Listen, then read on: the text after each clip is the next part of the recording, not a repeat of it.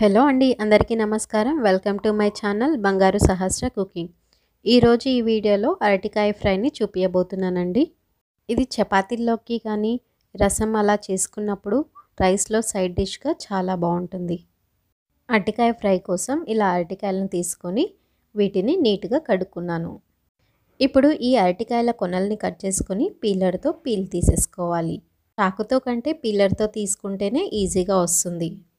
ఇలా పీల్ తీసుకున్న అరటికాయలను సాల్ట్ వాటర్లో వేసుకోవాలి, లేదంటే అరటికాయలు నల్లగా అవుతాయి. పీల్ తీసుకున్న అరటికాయలని సన్నగా కట్ చేసి పెట్టుకోండి.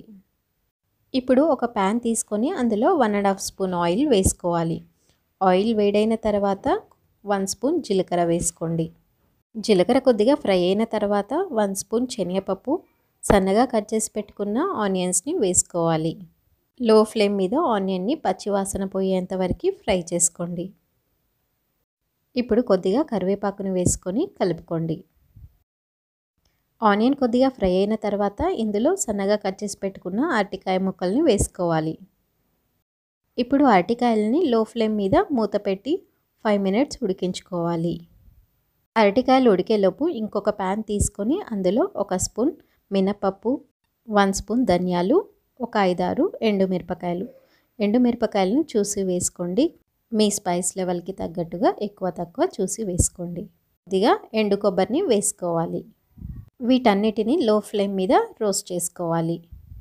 ఇలా అన్నీ వేయించుకున్న తర్వాత ఇప్పుడు ఇందులో 1 స్పూన్ నువ్వులని వేసుకోవాలి. నువ్వులని ముందే వేసుకుంటే మాడిపోతాయి, చివరిలో వేసుకోవాలి.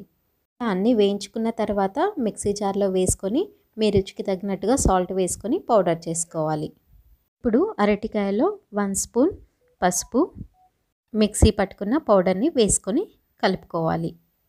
లో ఫ్లేమ్లో పెట్టుకొని కంటిన్యూస్గా కలుపుతూ ఉండాలి. అప్పుడే అరటికాయ ఫ్రై పొడి పొడిగా వస్తుంది.